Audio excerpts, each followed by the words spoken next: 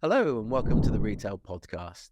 Today we're joined by Tim Waterton from Happy or Not. Rather than keep him hanging on the stream, let me bring Tim onto the stream. Tim, welcome to the podcast. I'd be so surprised if someone hasn't seen your product in retail, airport, you name it, your product and service has been there. But for those who don't know, you just give us an overview of what Happy or Not is all about. Yeah, you're right. We do tend to get seen typically in airports. London Heathrow is the classic one for me. We're deployed, I think, probably across 130 plus countries now, 4,000 brands. A few of the retail brands, I guess, that would pop out would be Lidl, Spar, Inditex, Zara. So lots of varieties of retail. But essentially, people will have seen Smiley terminals and they'll understand how that kind of works. But the real principle behind what we do is very light, in the moment, frictionless capture of feedback at scale. And probably shouldn't be confused, if you like, by the simplicity of the interface. I mean, the Smileys are very engaging, they're culturally agnostic, they're language agnostic. That's kind of why they work that way. But there are follow-up questions behind that on different ranges of our devices. And we're able to get that data back to the core in real time, slice it and dice it, match it with other stuff, and come up with a whole bunch of insights. So the subtlety and the magic really happens behind the scenes rather than a point of capture. Yeah. But obviously there's really quite a lot to making sure that we stand out as a brand and pop out, if you like, from the background and generate the volumes of feedback that give us the data to chew on. So, I mean, look, let's just unpack that, because I think there's there's a lot of competition out there in this space, and people take a different approach to feedback. So if I'm one of your, I mean, obviously the use cases will vary whether you're a grocer and where you put the terminals and what you're hoping to get. But what do you find? What's the number one reason customers come to you and choose yourselves? What's their thinking?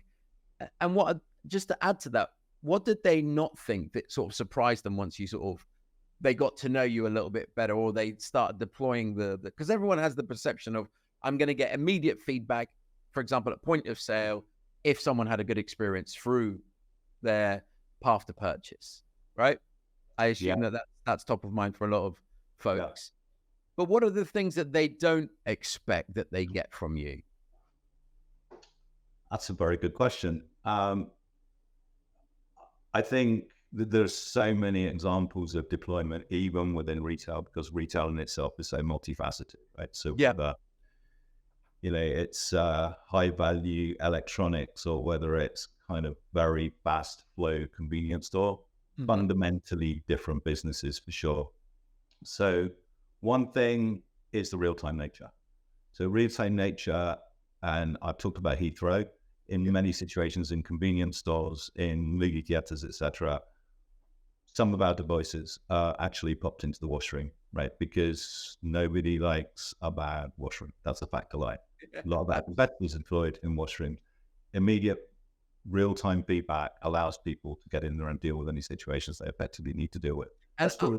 Can your terminals be like live, as in if you are you're getting negative sentiment, is it feedback live or is it a collated?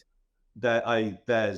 There is a latency involved, obviously, but we're talking like a couple of minutes rather than talking about days. An hourly chunk or days, right? So it's not real time in the way of kind of low latency trading on Wall Street. Right? We're not at that level, but we're not going to invest at that level. But it's meaningfully real time in the context of an operational team on ground. So things that people are surprised about, they're surprised about when their busy hours are. Right. They're massively surprised at the difference in perception of service from hour to hour. I mean, good examples. I took an example, actually. I think Susan at Spar actually had an interesting experience with us. She, familiar with Spar, right? Obviously a grocer of some significant scale. First example that they found out was, ironically, a broken fridge. Right. So what actually happened was they started to get a cluster of negative feedback as people were leaving the store, having come back to return milk that was off. Oh, wow. And they were able to look at the open feedback and sit there and realize that there was a spike of people complaining about the milk. They went down that aisle, checked the fridges, and found that one of the fridges was broken. And actually, the milk in that refrigeration unit was warm. Got you. So I guess you could find that any bunch of ways, but they got to it quickly. A couple of things. Obviously, you got the fridge fixed. Yeah. But apart from getting the unit fixed, they changed their operational procedures to make sure that they did a walk around and check the fridges on a regular basis. Similarly, I think, again, Susan's examples are always good. The other one was a cluster of negative feedback simply because a member of staff was particularly slow on the checkout. Now, that happened. It was a junior member of staff. So she was able to respond straight away by flipping that person off the checkout, putting a more experienced staff member on the checkout, and then applying some kind of training in the background to get that member of staff up to speed.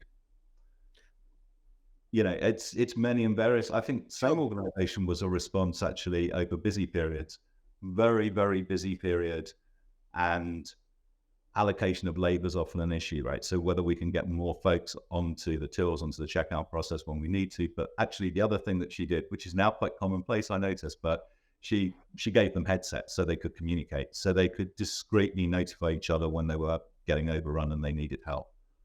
How do people... Identifying pinch points. Sorry, I missed the last point. Identifying pinch points, really. Yeah. So what's the gap between negative sentiment and attribute to negative sentiment? So if you're picking up negative sentiment, like at the checkout, how are they able to, what was how do they realize it was actually the person checking them out as opposed to, I don't know, the size of the queue or something? Yeah, sure. So it has a little bit to do with the variety of devices. So we have different devices in different form factors. So from the very lightest of our devices, which is a mini device, which is purely touch buttons and no feedback, it's not a tablet-based device, that can be deployed individually on checkout lanes. So we have an example with a supermarket in New York where they have 27 of their stores rigged out with Happy or Not equipment. And actually, they have a mini device on every single checkout lane. So they can find out if they're getting negative sentiment on, 9 or 8 or 7. They also have those mini devices or all of the specialty food stands. So the fish stand, the cold meat stand, etc. So they understand if they have a problem there. And then interestingly, they complement that by using our tablet device back of house in the breakout areas, supported by QR codes on the walls and on the lockers to get employee experience, because they understand that sync between employee experience and customer experience. And there's a very strong correlation, statistically and not just intuitively.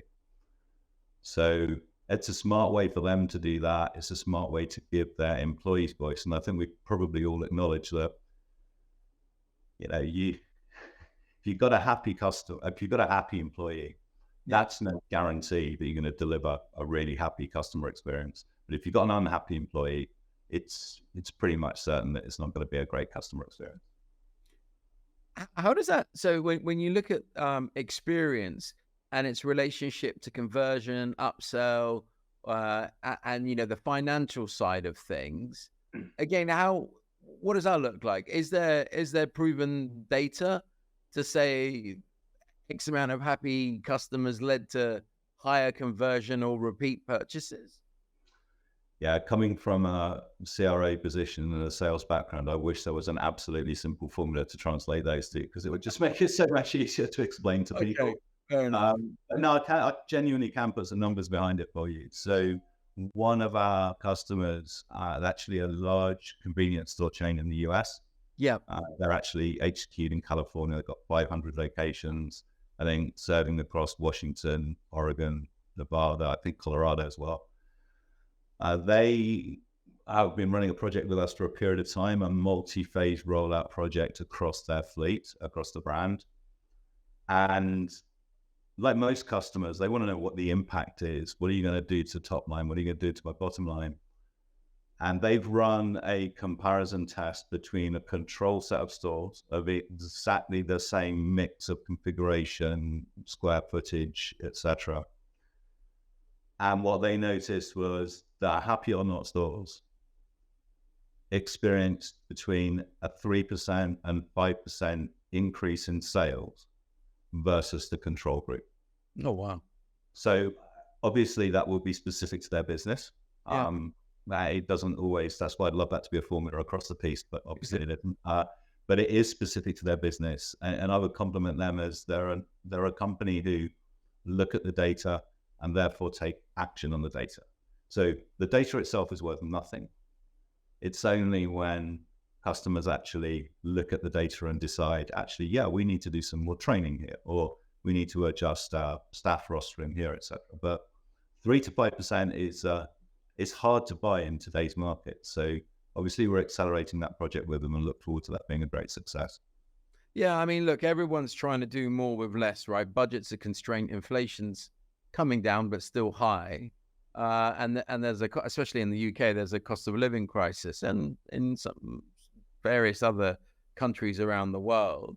So do you find that people naturally drift by wanting to make the invisible visible? That's the primary sort of engagement there, right? Because they're not, what other metric or how else are they supposed to understand how well their store estate is performing? Yeah, 100%. It's trying to surface that magical bit of data that allows me to, I guess, make small incremental operational improvements that are going to net out at an improvement on the bottom line. So that's definitely what they're after. And you used visible and invisible. You're right, it is invisible. It's crazily invisible. But the kind of feedback you get from this stuff is really like having your customers as your McKinsey giving you advice about what you should do with your business. And they're not all right, for sure. They're not all right. But if you look at that in the round and it's got statistical validity, I would definitely be listening to them all day long. And by the way, the surprise is there's a lot more positive feedback than there is negative feedback. And you asked earlier about what surprises do people get. That's actually probably the biggest one. No, wow. Okay. They're desperately coming to the table looking to how we're going to tune the business and what can we do and what are we doing wrong. Yeah. Funnily enough, they find out an awful lot about what they're doing right, because human beings are generous souls at heart, or I like to think so. Yeah. And they share positive feedback probably more often than they do negative feedback. And our really smart customers bake that in and make sure they feed that back to frontline staff and regional management and store management, and some of them wrap incentive programs around it. I would say the one thing not to do is make it part of a bonus plan, i.e. don't beat somebody with this stick. It's not there to beat anybody with. It's far better to turn around and provide positive reinforcement than any negative. And how do you see, in terms of when you look at the evolution, how old is the company? Company's over 10 years old now. Okay. I mean, still young, right? In the context of things, it's still a young concept. But I mean, just from experience, I know building feedback loops has been that sort of magic nirvana that retail, like the one that you said about the bathrooms and making sure, bathrooms in grocers are, you can walk in there and it's an okay experience. I'm just curious what you see the future, how you see the future then, in terms of what's the type of, with AI, what's the type of world we're moving towards in the feedback space? Yeah, I guess there's a couple of things in there. The first one I would pick out is our devices originally. If you go back to that inception point when Heikki walked into a particular store and repeatedly got bad service and suddenly decided he was going to go and build a company out of it, which I have to take as pretty impressive response, right? But we obviously started from purely button-based feedback without having follow-up questions and having open feedback or collection of contact details or all of that kind of capability. But they're all similar kind of things, right? They built us to the point where we understand what people are thinking, why they're thinking, where and when. So those Mm. four W's are kind of covered. But recently, a good example of AI is our demographics capability. So we layered on that at least a subtle nuance of the who. So basically, by using the camera in the tablet, not storing anything that we shouldn't be storing, but basically doing facial recognition and being able to establish a demographic fit, Yeah. we were able to classify that data by age group ranges and gender as well. Which in retail, you know what it means, right? If I go into Abercrombie and Fitch and I think it's a dark place with loud music, frankly, they're not that bothered because I'm not so much part of their target demographic. Yeah. But they really do care, right? If a 18-year-old is in there and turning around and saying, this place is decidedly naff. Yeah. So, demographics is everything. It's all the way through retail in terms of looking at footfall and video analytics, etc.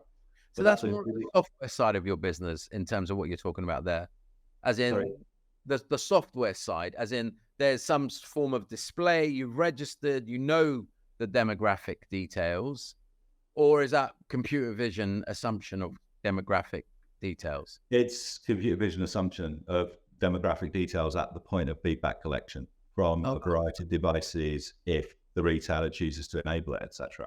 So it's another way of getting another rich dimension. It puts the who, alongside the other four W's.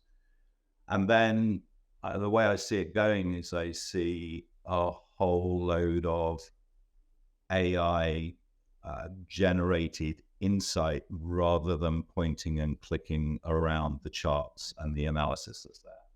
Yeah. So we're pretty much a notification-based society, right? So what we really want to do is receive a notification. We do that right now with things like real-time alerts, but I would like perhaps to subscribe to the interest over customer service or store presentation or anything about cleanliness. So I could subscribe to an interest area for a range of experience points across a number of stores, etc., and I could receive a consolidated set of insight from that set of subscribed interest. I could always dig back into the data afterwards, but I think that's the way it's going to get because our attention spans are so much shorter. Yeah. Right now, we're helping out loads of businesses by providing a managed service. So that's not unusual for SaaS companies. But we're deeply familiar with the data that we produce, and we also understand it across different environments. So lots of people are turning around and saying, actually, can you help us run service for us? Can you analyze the data? Can you help us manage some surveys? Actually, can you do specific education for our staff as well? So we have a measure, analyze, educate program as a managed service, which is there to quick start, accelerate, or do the heavy lifting, if you want to look at it that way.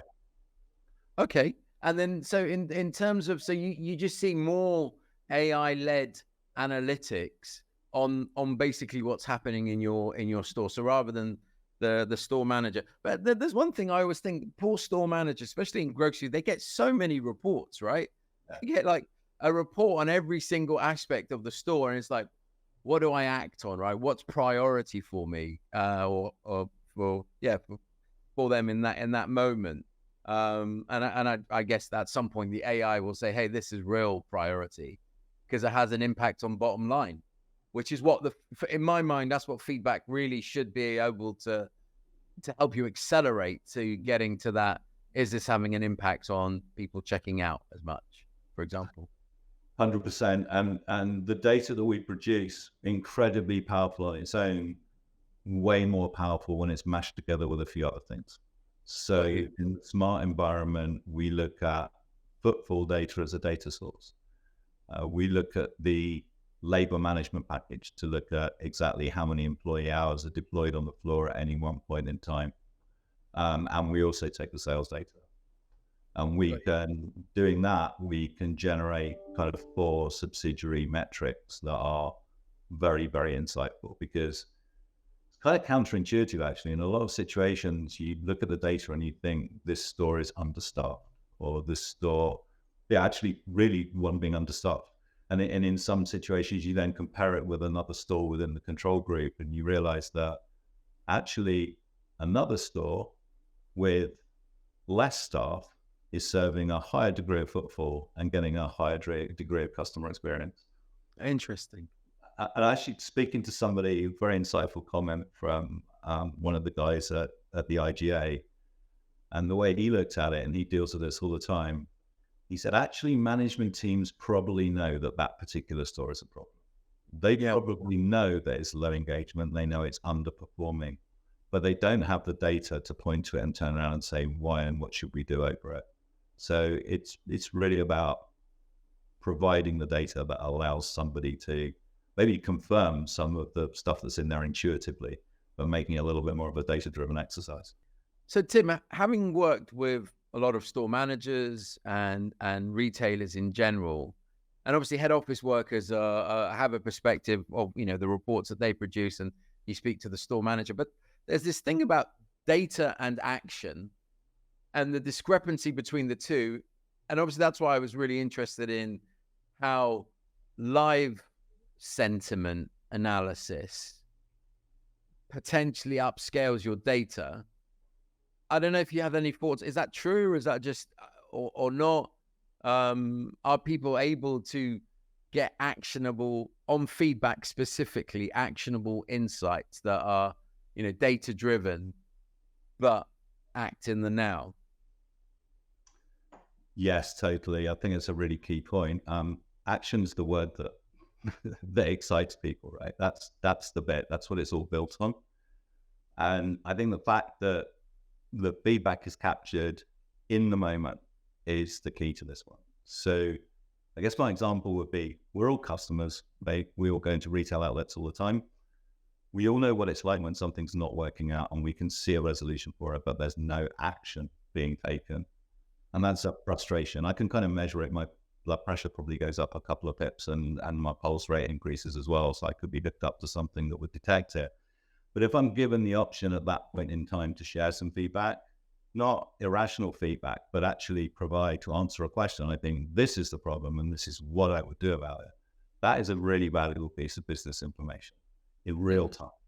Now, reality is I get through that problem area. I get through that friction point, and I guarantee that I'm not even halfway across the parking lot, and that valuable piece of business information is evaporated. It's into the ether. We will never, ever get it back. Yeah. Because the negative experience is kind of lodged somewhere in my head, and I don't know where that place is. Like, I'm not a neuroscientist, but it persists. It affects my behavior in the future. It affects my probability of coming back and using the same store again. But I want the next bit of my life, right? Whatever the heck that is.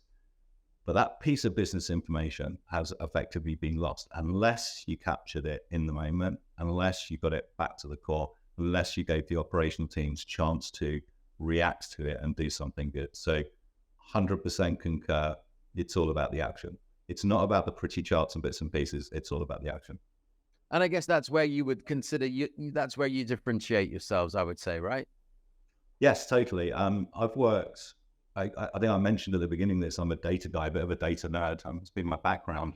Yeah. So I've worked with, huge warehouses, marts, lakes, whichever ones you want to call them these days, because whichever terms become more fashionable. But, huge terabytes of data sliced every which way from Sunday, millions of charts of different formats, etc. The reality is, sometimes people ask the question, why is the title in green? They're really not focused on it. We've got far too much of that. Yeah. So, platforms that just serve up a huge amount of charts, I think, are possibly less interesting to retailers. Like you said, they get a lot of reports, a heck of a lot of reports. Yeah, absolutely. And they've got a lot on their shoulders. So, it's actionable insight. That's the key. Okay. Come to the end of the podcast. Where can people learn more about, feedback loops and what you guys do and help you? Are you at NRF? Are you at any of the major events coming up? We have been to NRF. We tend to not do a whole bunch of events. We get a lot of people coming to us, actually. That's probably the key. And I don't know if you've noticed this, particularly in the retail space as well. Reference is everything.